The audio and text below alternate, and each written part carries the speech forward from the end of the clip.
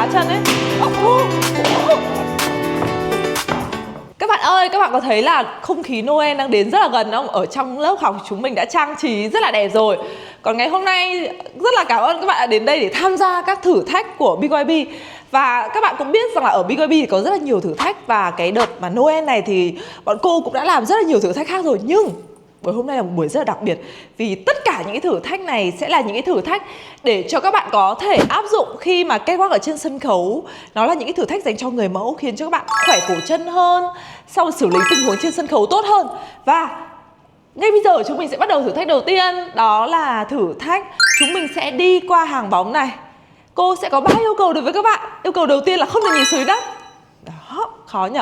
Yêu cầu thứ hai là phải diễn thật là đẹp. Và nhỡ có một cái sự cố gì đấy là vẫn phải diễn tiếp nhá. Rồi yêu cầu số 3 cũng là yêu cầu cuối cùng. Đấy là khi đi qua hàng bóng này các bạn sẽ không nhấc chân lên cao quá. Đây có ví dụ thôi ạ. Tại thường ấy các bạn sẽ bị nhấc lên cao quá thế này. Không được nhá. Rồi ok, thế các bạn sẵn sàng chưa? Và các bạn người mẫu tham gia thử thách ngày hôm nay đó là Bảo Anh, Tùng Chi. Thì như Tùng Chi lần đầu tiên tham gia chuyên đề thử thách đúng không? Hà Linh cũng là lần đầu tiên tham gia đúng không? Trời ơi, xinh quá trời xinh. Và Quách Minh tham gia rất nhiều lần rồi. Và ngày hôm nay các bạn mặc outfit siêu đẹp ấy. Nó rất là mùa lễ hội, rất là xinh luôn. Rồi bây giờ chúng mình sẽ bắt đầu thử thách nhá. Ê, đá chân ra ngoài thế ạ? Làm gì đấy? Đoạn này trông đỡ hơn, đoạn kia đá chân ấy. Ui. 8 điểm rưỡi.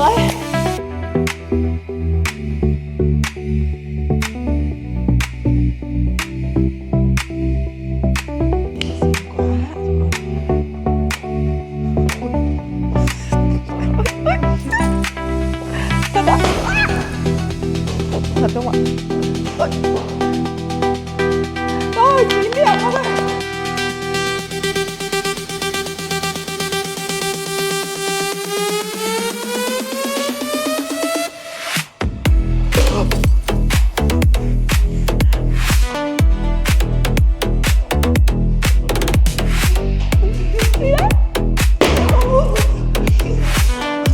Chín điểm à? Khổ quá mẹ ơi. Tiếc, chưa có điểm. Thật đấy ạ. Rồi, 9 điểm. Yeah.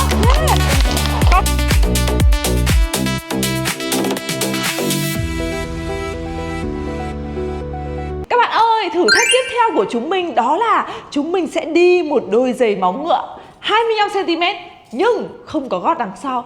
Chúng mình sẽ cần phải đi qua các hộp quà này sao cho thứ nhất là chúng mình sẽ không được nhìn xuống dưới đất. Thứ hai đó là sẽ đừng đá đổ những món quà nhá.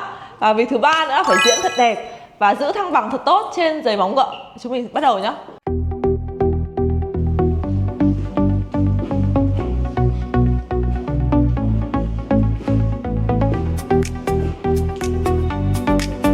Yeah, 9 điểm.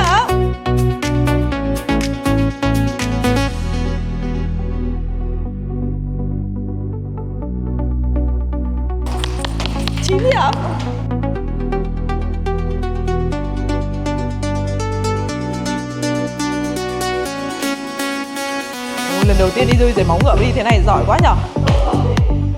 Ôi thôi chết rồi, quên chưa nói trộm vía Tùng Chi ơi. Ok con, 8 điểm. Ôi mà con giỏi thế, con đá được hết màu đỏ này.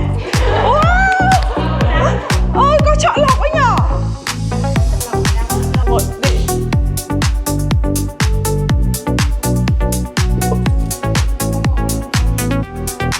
Đi ngả thế, trời ơi.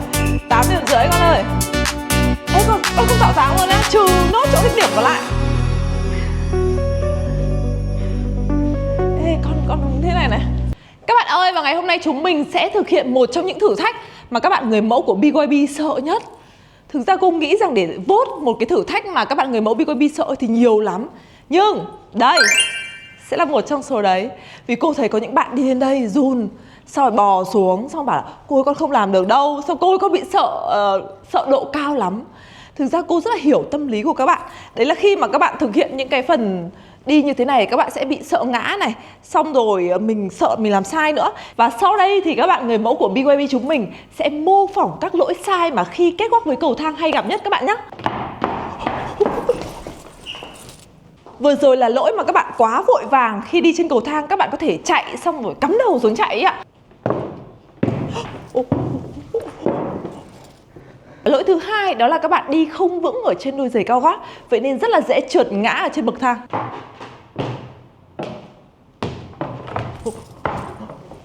Thứ ba đó là các bạn không áng được khoảng cách của bước chân, vậy nên là cái bước của các bạn nó dễ bị hụt. Chúng mình sẽ tái hiện lại thử thách đấy ở đây.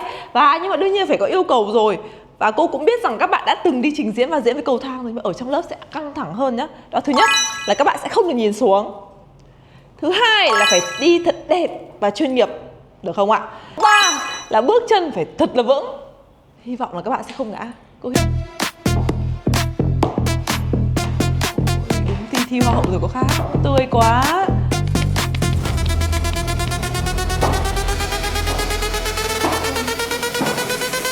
Yeah, 9 điểm.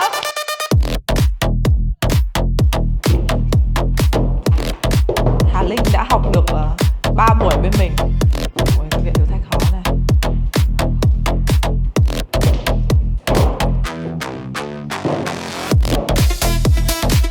Yeah, 8 điểm rưỡi rồi.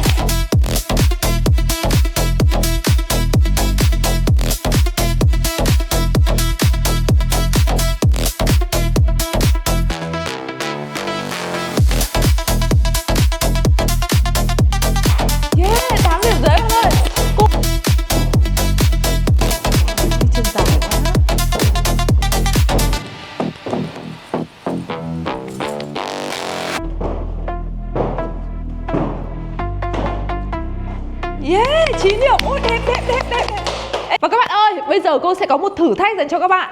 Đó là trong vòng 3 phút các bạn sẽ tạo ra cho cô một dáng nhóm với bậc cầu thang này.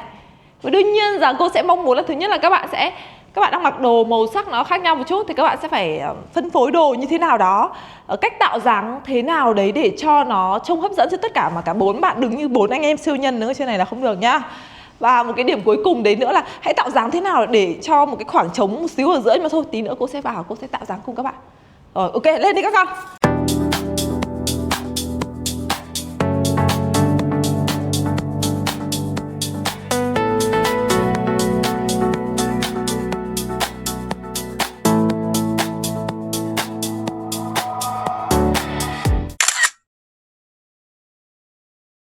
Rồi Huyền và các bạn người mẫu của BYD vừa thực hiện một loạt các thử thách rất là đơn giản.